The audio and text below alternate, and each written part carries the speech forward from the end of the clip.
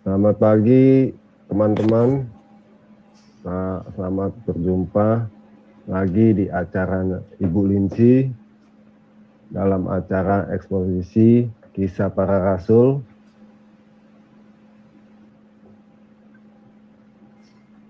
Bab 8. Kisah Para Rasul 8 ayat 26 sampai 40 dengan perikop perjalanan Filipus menginjili sida-sida Ethiopia.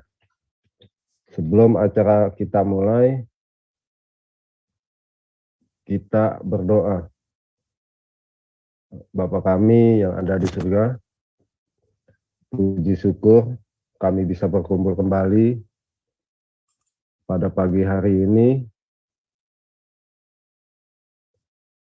untuk mengikuti acara eksposisi yang dipimpin oleh Ibu Linci.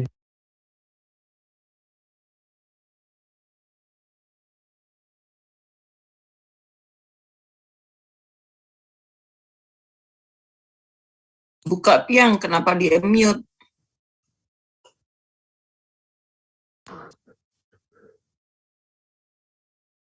Oh iya, ya,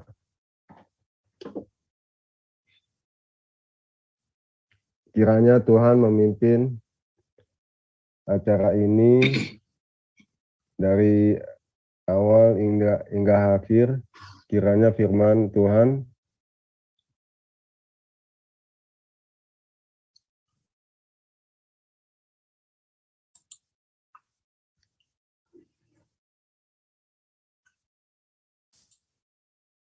Halo Bu, ada suaranya nggak saya?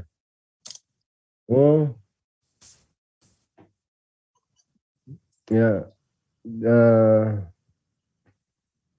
di dalam nama Yesus kami berdoa. Amin.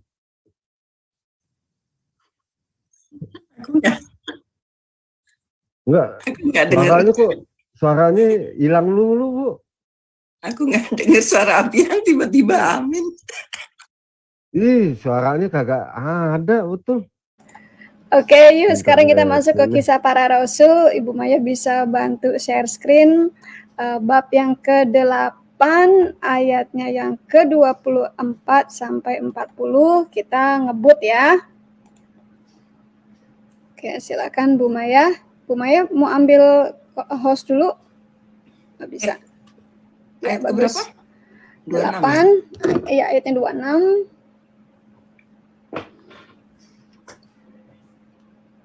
Saya ambil view option-nya. Kisah Para Rasul Kisah Para Rasul 8 ayat 26.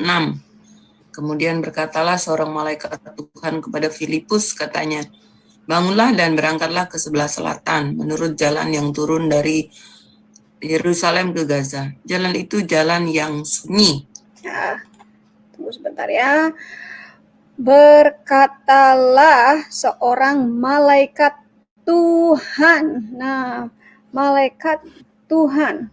Kalau di sini dibilangnya the angel of the Lord, di English-nya ya. Jadi kalau di Alkitab itu jelas ya, ada malaikat yang datang kepada seseorang, kepada seorang nabi, kepada rasul, kepada siapapun. Ya jelas di sini seorang malaikat datang berkata kepada Filipus. Nah, kalau malaikat, kita harus bisa membedakan antara kehadiran malaikat dan kehadiran iblis. Kalau kehadiran malaikat, manusia nggak akan ketakutan. Kehadiran malaikat biasanya membuat manusia damai, biasanya membuat manusia penuh pengharapan, biasanya membuat kita menjadi itu istilahnya wow, gitu ya, agung ya, wow, luar biasa, wow, terkesima ya. Tapi kalau setan yang datang, iblis yang datang, kita pasti dihampiri rasa ketakutan ya, keluar keringat dingin, bahkan sampai ada yang kencing di celana, kita sampai menggigil gitu ya. Jadi itu perbedaannya antara kita dihadapi oleh kehadiran malaikat atau kehadiran iblis. Ya. Perhatikan ya bedanya ya antara kehadiran malaikat dan kehadiran iblis. Ya. Dan di sini malaikat berkata kepada Filipus. Ya, Filipus ini siapa sih? Filipus ini salah satu murid Yesus ya, yang dikirim untuk menginjil ya, sama seperti Stefanus ya. Katanya, bangunlah dan berangkatlah ke sebelah Saud, ke sebelah selatan. Berarti malaikat bisa membangunkan. Sama kejadiannya ketika malaikat membangunkan apostle, membangunkan Petrus dari penjara. Ya, itu ada di Kisah Para Rasul 5. Ya. Nah, ini malaikat ini directing, menunjukkan kemana Filipus harus pergi menginjil. Jadi diberikan petunjuk ya, diberikan petunjuk, diberikan arahan kemana harus menginjil, seperti itu ya.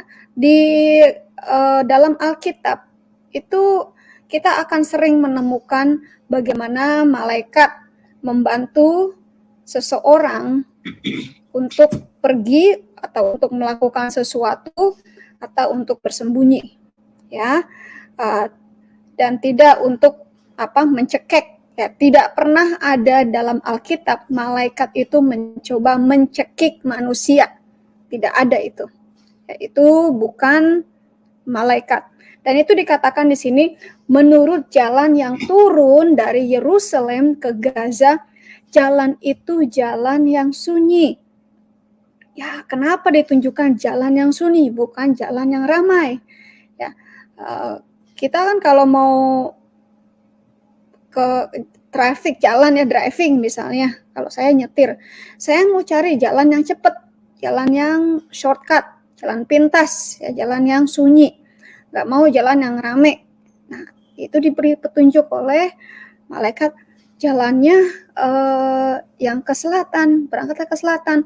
Jalannya jalan yang turun dari Yerusalem ke Gaza. Nah, jalanannya itu sunyi, spesifik banget loh. Ya. Nah, berikutnya. Iya, 27. Lalu berangkatlah Filipus, adalah seorang Etiopia, seorang sida-sida, pembesar dan kepala perbendaharaan Sri Kandake, Ratu Negeri Ethiopia, yang pergi ke Yerusalem untuk beribadah. Ya. Sekarang ya, mau dilanjutkan nggak? 27 dulu ya. Lalu berangkatlah Filipus ya. Dia obedient, nurut apa kata malaikat tersebut.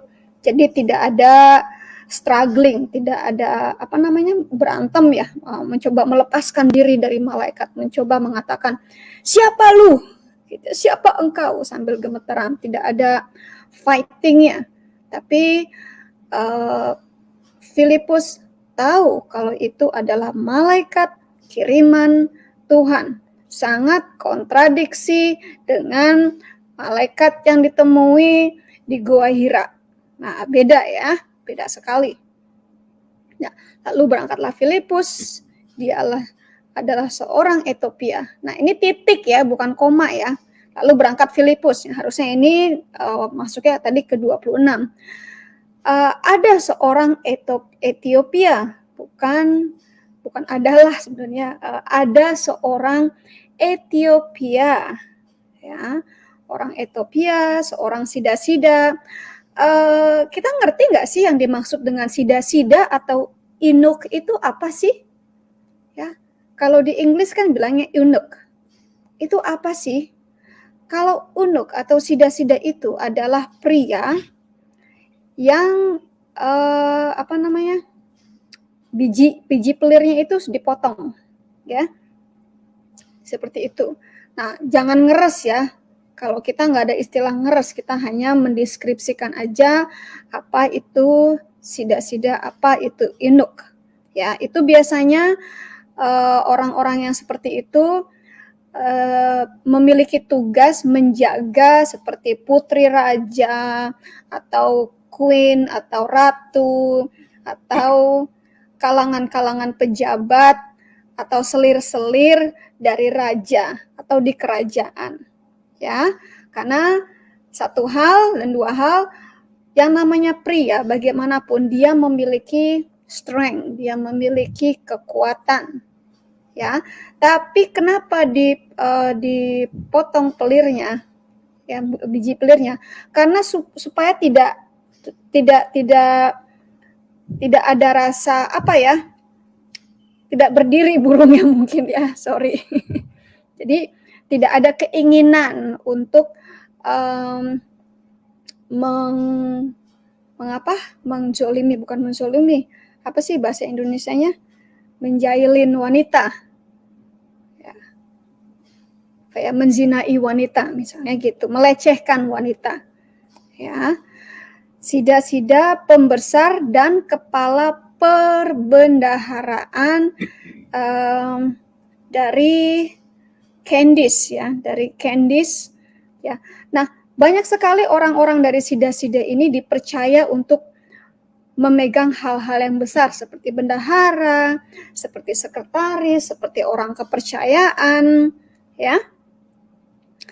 Candice dari Queen Ethiopian, jadi Ratu Ethiopia, Ratu dari Ethiopia yang pergi ke Yerusalem untuk beribadah.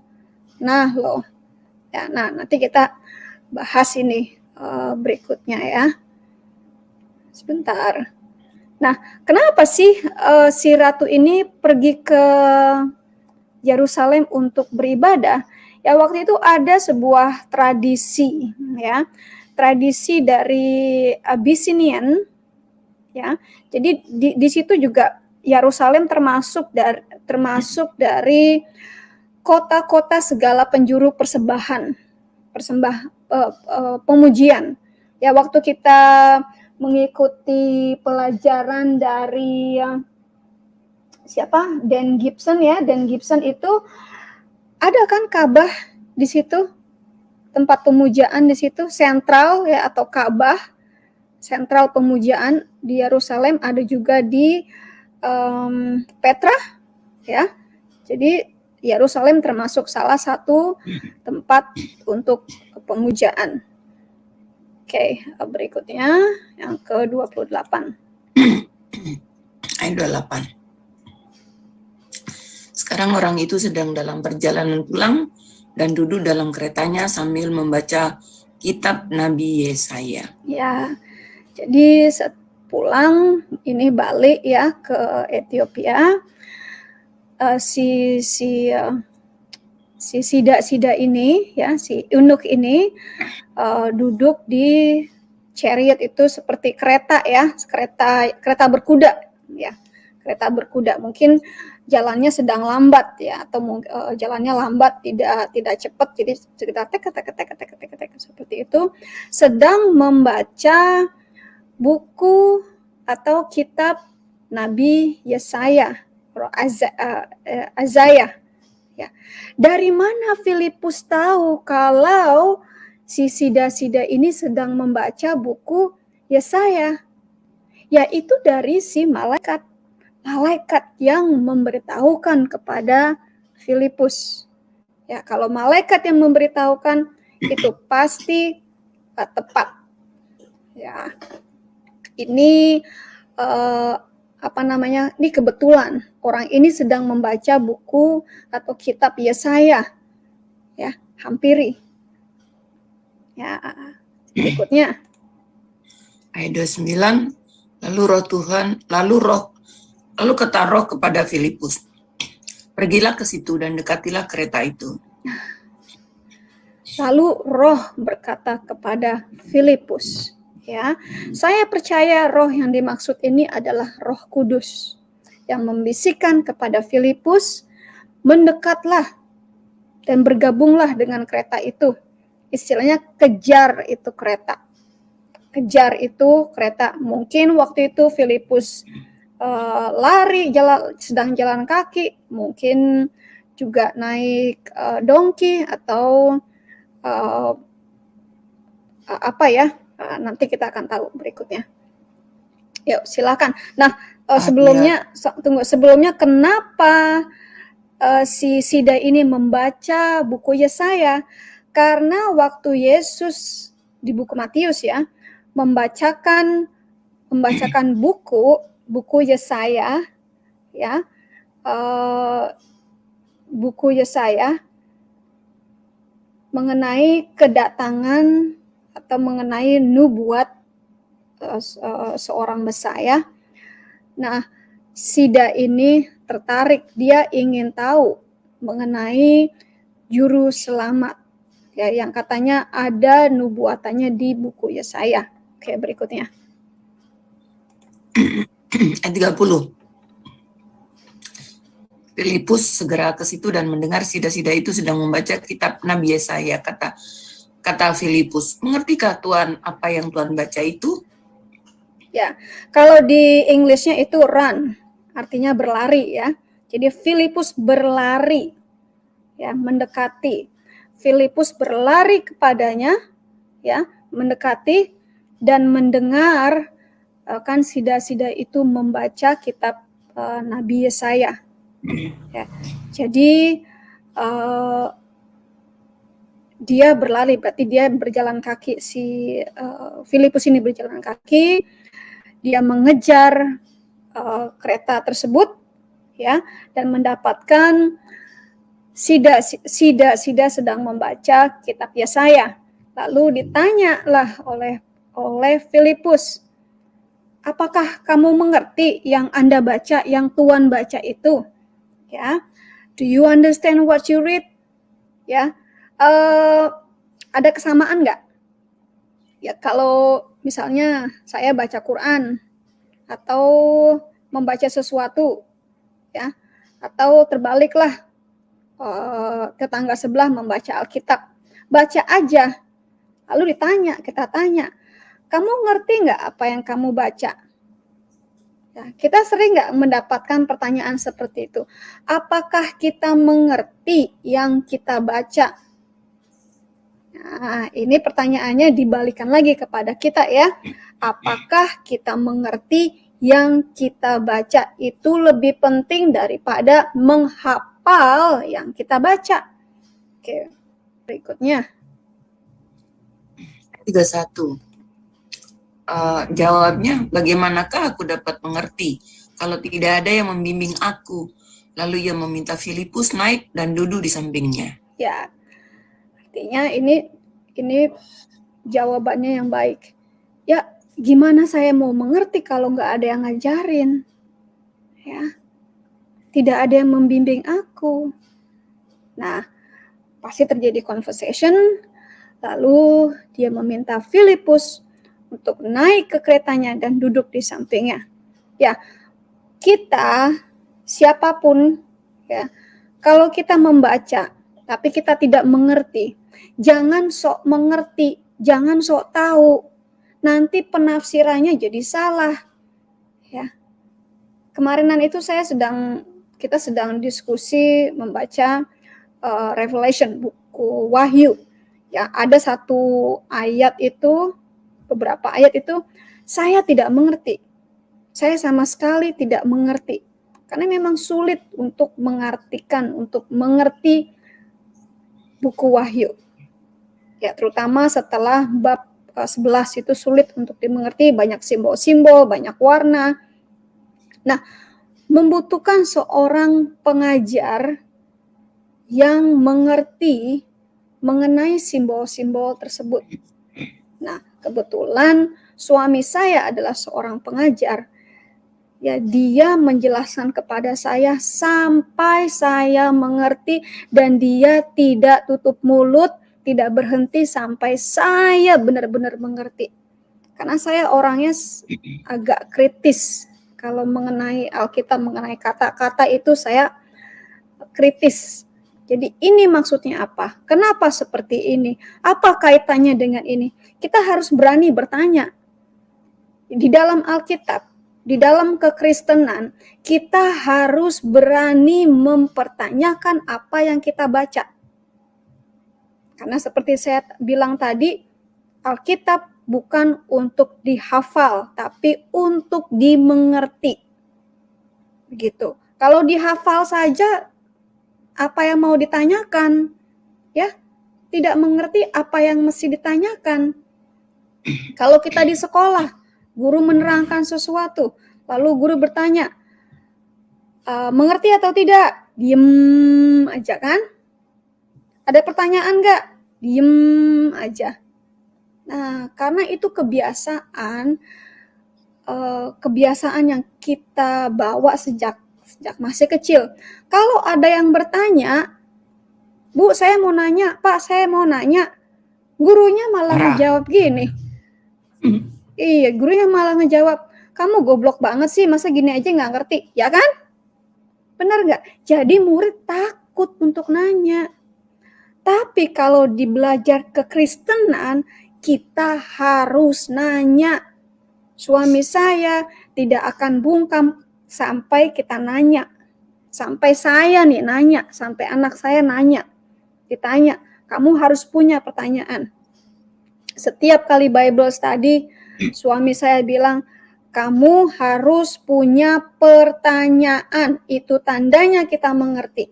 Kalau kita nggak punya pertanyaan, itu artinya kita tidak mengerti. Begitu, makanya setiap kali ada pengajaran, siapapun itu, saya maunya nanya duluan. Bukan berarti saya goblok, tapi saya ingin lebih detail. Apa sih yang Anda dapatkan dari sini? Kalau saya mengertinya begini, bagaimana dengan Anda? Ya, kalau di kekristenan seperti itu. Kita harus mengerti. Kenapa kita harus mengerti? Agar kita bisa mengerjakannya. Bagaimana kita mau mengerjakannya kalau kita sendiri tidak mengerti apa yang kita baca? Kalau di Quran, di tetangga sebelah, menghafal saja tidak perlu mengerti karena tidak perlu dikerjain. Nah, itu bedanya ya. Yang ke-32. 32. Nas yang dibacanya itu berbunyi seperti berikut. Seperti seekor domba, ia dibawa ke pembantaian.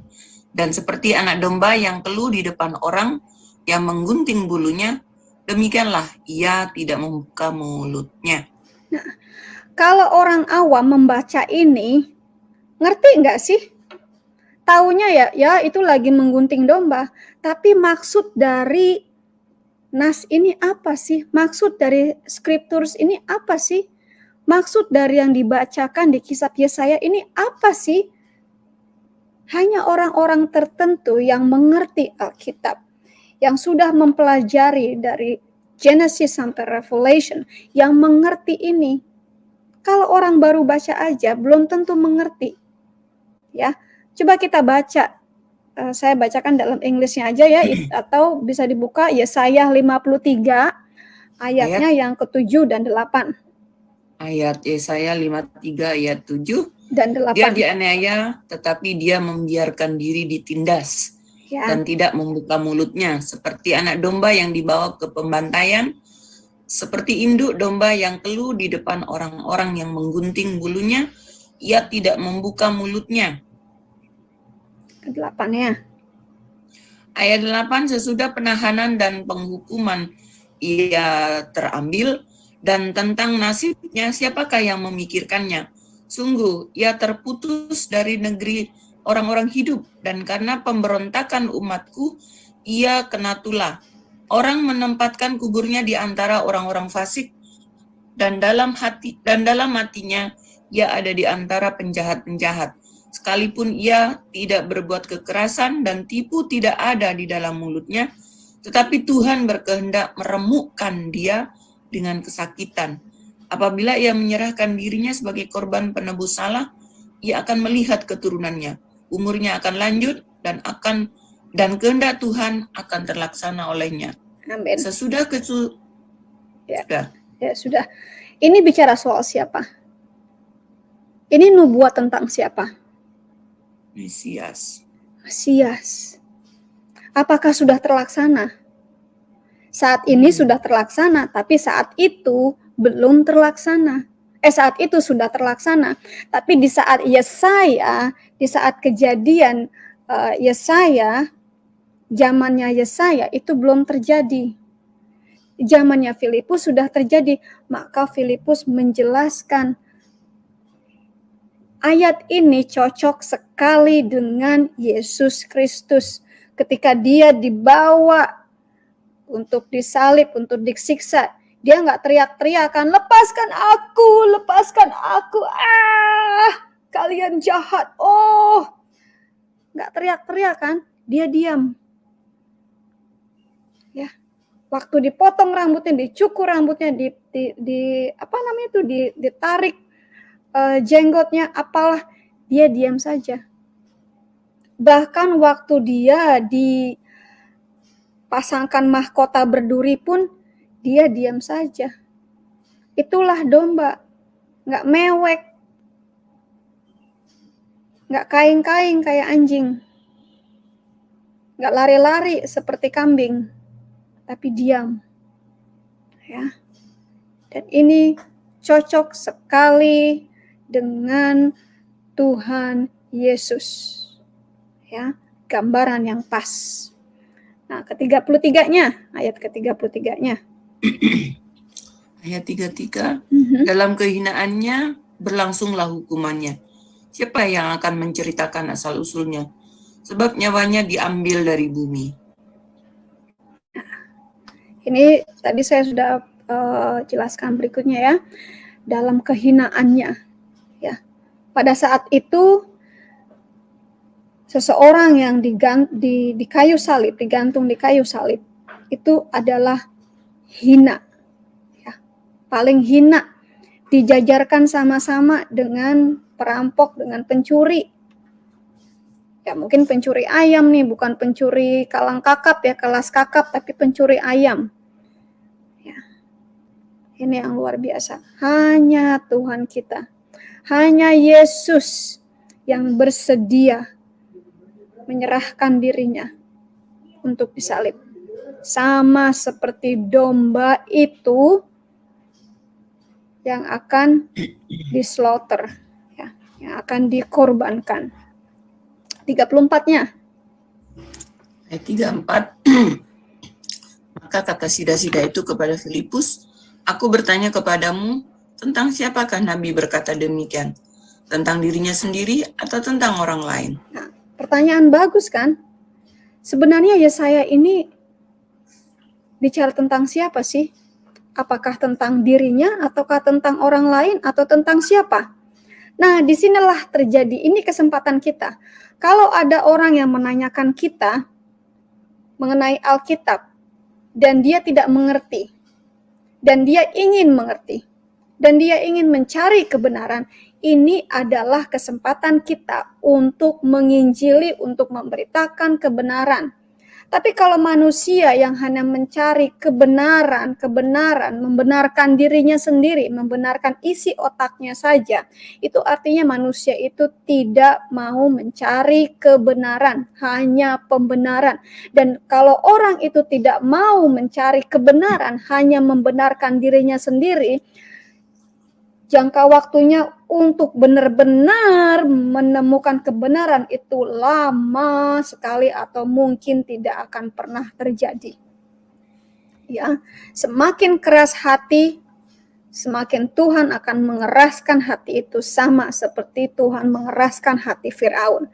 Nah, jangan sampai ya saudara-saudara teman kita muslim, jangan sampai kita mengeraskan hati, membenarkan pemikiran kita sendiri, membenarkan pendapat sendiri, ajaran diri sendiri. Kenapa tidak membuka hati? Gue pengen tahu deh, apa sih ya yang maksud dari ini? Jangan selalu mencari kesalahan. Ya, kalau saya selalu saja mencari kesalahan Bu Maya, saya nggak bisa akur sama Bu Maya. Yang saya cari itu kesalahannya terus. Fisiknya saya cari terus. saya nggak damai. Benar nggak? Orang itu sebenarnya orang yang selalu mencari kesalahan dari orang lain, selalu mencari kesalahan dari Alkitab, selalu mengkorek-korek, mencari-cari kesalahan Alkitab. Orang itu tidak pernah damai sebenarnya. Setiap hari dia akan berpikir, bagaimana caranya saya menjatuhkan Tuhan. Bagaimana caranya saya menang dalam debat. Tidak pernah damai. Hatinya tidak pernah damai. Kalau hatinya tidak pernah damai, hidupnya pasti kacau. Ya, kalau para apologet Muslim, kita nggak tahu kan hidupnya seperti apa kan. Tapi kita tahu dari mulutnya. Kalau mulutnya saja kasar, berarti tidak ada damai di dalam dirinya, di dalam hidupnya. Oke, 35. 35. Mulailah Filipus berbicara dan bertolak dari nas itu, ia memberitakan Injil Yesus kepadanya. Ya, ini sudah pasti ya. Tadi saya sudah menerangkan, dimulailah penginjilan, dimulailah menjelaskan apa arti dari scriptures yang dia baca, yang ke-36 ya. 36. Mereka melanjutkan perjalanan mereka dan tiba di suatu tempat yang ada air. Lalu kata sida-sida itu, lihat di situ ada air.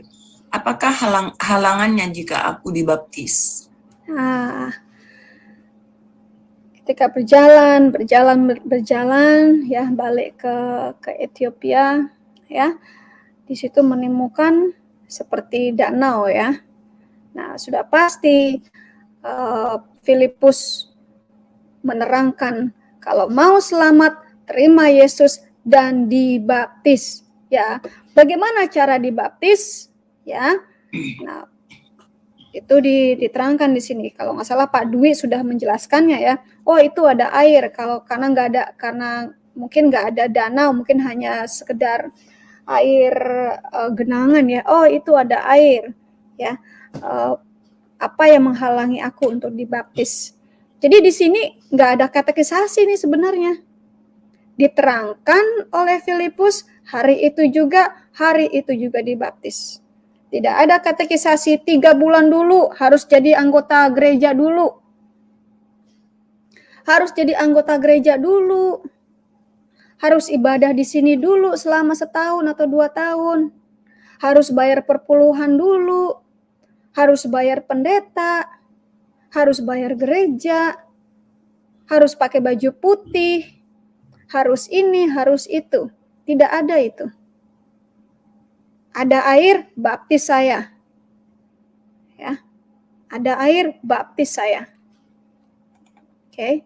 Jadi teman-teman, tidak ada yang bisa menghalangi seseorang kalau dia ingin dibaptis. Ya. Silakan berikutnya. Ya, ayat 37. Sahut Filipus, jika Tuhan percaya dengan segenap hati, boleh. Jawabnya, aku percaya bahwa Yesus Kristus adalah anak Allah. Ya, jadi dia harus mengerti dulu arti dari baptisan tersebut. Ya, bukan hanya tidak mengerti dibaptis lalu ikut-ikutan dibaptis. Seseorang harus mengerti dulu apa arti baptisan. Ya. Kita mengerti dulu, sebelum saya dibaptis, saya mengerti dulu apa makna dari pembaptisan tersebut. Nah, itu pelajarannya sudah banyak dijelaskan di WAFM ya. Ya, bisa dilihat lagi video-videonya mengenai baptisan, bagaimana sudah ada itu ya. Ya, siapa yang percaya kepada Yesus Kristus, ya, dia dia adalah terlahir kembali, ya, gitu. Yang ke-38 ya. 38. Lalu orang Ethiopia itu menyuruh menghentikan kereta itu dan keduanya turun ke dalam air, baik Filipus maupun sida-sida itu, dan Filipus membaptis dia. Nah, tidak ada yang menghalangi, ya. Lalu ia berhenti, keduanya turun ke dalam. Ingat di sini, turun ke dalam air itu. Ya, bukan hanya keciprat-keciprat ya, tapi turun ke dalam. Artinya genangan air itu cukup dalam, tidak hanya semata kaki, tapi cukup dalam karena dia turun. Ya, bukan hanya mencelupkan dipping fingers. Itu apa sih kalau dipping fingers bahasa Indonesianya, Bu Maya? Dipping fingers itu mencelupkan tangan ya, bukan hanya seperti itu ya. Tapi ini benar-benar immerse ya. Yang ke-39-nya. 39, dan setelah mereka keluar dari air, Roh Tuhan tiba-tiba melarikan Filipus dan sida-sida itu tidak melihatnya lagi. Ia meneruskan perjalanannya dengan sukacita. Bang. Ketika mereka keluar dari air, dimasuk dulu, di-immerse dulu, direndam dulu, lalu keluar kan? Keluar. Ya. Setelah selesai dibaptis sida-sida dari Ethiopia ini, Roh Tuhan, Roh Kudus mengangkat Filipus. Bang, kalau di Inggris itu artinya translate atau caught up atau rapture, ya, mengambil. Kalau di Inggrisnya itu the Spirit of the Lord caught away, capture, taken away itu secara drastis, like get it gitu, seperti menjambak, seperti mencabut ya, itu caught Phillips away ya, itu transfer di spirit, transfer dalam spirit. Nah, jaraknya kita bisa lihat itu ada di translate-nya itu dari di mana Filipus dan Sida itu berada, itu sekitar 20 miles ke kota Azotus. Transfernya jauh sekali. Jadi Roh Kudus juga memiliki kuasa, memiliki power untuk memindahkan seseorang dari satu tempat ke tempat yang lainnya dalam waktu sekejap. Ya, bisa seperti itu. Nah, hanya Tuhan kita yang bisa. Karena Dia Maha Kuasa. Dia bisa mengerjakannya. Dengan Roh-Nya yang berkuasa, Dia bisa. Pertanyaan saya, apakah Anda percaya Tuhan kita ini Maha Kuasa? Maha Kuasanya ini hanya sebatas pemikiran Anda atau di luar pemikiran Anda? Pertanyaannya. Apa yang kira-kira Anda pikirkan mustahil Tuhan melakukan? Tuhan pasti bisa. Buat manusia itu mustahil, tapi buat Tuhan tidak ada yang mustahil. Ya, yang ke-40. Terakhir. 40. Tetapi ternyata Filipus ada di Asdod. Ia berjalan melalui daerah itu dan memberitakan Injil di semua kota sampai ia tiba di Kaisarea. Nah, Filipus ternyata didapati di Azotus atau di Asdod, bahasa Indonesianya Asdod, tapi di Inggrisnya itu Azotus. Ya, dia memberitakan kabar baik. Kalau di Indonesianya itu and passing through, ya, dan melewati. Ya, dia memberitakan kabar baik, dia preach, memberitakan Injil ke semua kota yang dilewatinya sampai tiba dia di Caesarea. Ya. Ini luar biasa ya. Seorang Filipus yang ditranslate, dicabut oleh Tuhan, ditarik dari Tuhan, dari satu kota, satu tempat ke tempat lainnya, dalam waktu yang bersamaan dia ada di situ. Hanya Tuhan kita yang bisa. PR buat kita semua. Apakah kita memiliki masalah yang yang tidak mungkin bisa kita atasi? Apakah kita memiliki satu sakit penyakit yang tidak mungkin manusia bisa atasi? Ya, saya mengalaminya. Ketika dokter-dokter ahli yang kami temukan di Amerika, semuanya sudah menyerah mengenai kondisi suami saya. Konsultasi ke surgeon, ke ahli bedah. Ahli bedah bilang tidak bisa, menyerah. Kita balik ke neurosurgeonnya, kita balik ke dokter jantungnya. Dokter jantungnya bilang tidak bisa, tidak mungkin. Kamu akan seumur hidup seperti ini. Ya, kita balik ke dokter ginjalnya, bilang apa? Sudah tidak bisa. Ini state-nya sudah 4,3. Sebentar lagi akan hancur. Ya, ketika kita mengunjungi dokter paru-parunya, dokternya bilang apa? Sudah tidak bisa, sudah kolaps. Ya. Ketika tangan-tangan manusia sudah tidak bisa lagi, hanya ada satu yang bisa. Tuhan Yesus. Tuhan kita. Karena Tuhan kita adalah Tuhan yang sanggup menjadikan yang mustahil, yang tidak mungkin, menjadi mungkin. Pertanyaannya kepada kita, adakah masalah kita yang begitu sulit untuk kita lalui? Ya, hanya ada satu orang yang bisa menyelesaikannya. Datanglah kepada Yesus. Bapakku, terima kasih Engkau telah memberikan pengertian kepada kami, karena Engkau mengatakan agar kami harus mengerti apa yang kami baca, agar kami bisa menjalaninya. Bapakku, terima kasih, berkahi kawan-kawan kami yang ada di sini, Tuhan. Berkati juga kawan-kawan kami yang mendengarkan dan menyimak berita baik pagi ini yang hanya datang daripada-Mu. Terima kasih Bapak. Engkau telah membukakan mata hati kami, membukakan telinga kami. Jadikanlah kami anak yang mendengarkan perintah Bapaknya. Jadikanlah kami murid yang melakukan tugas dari guru kami.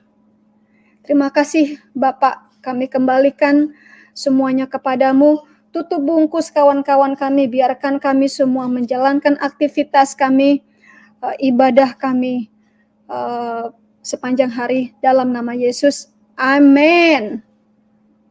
Amin. Kita ketemu lagi minggu depan ya. Ya, ya. Iya.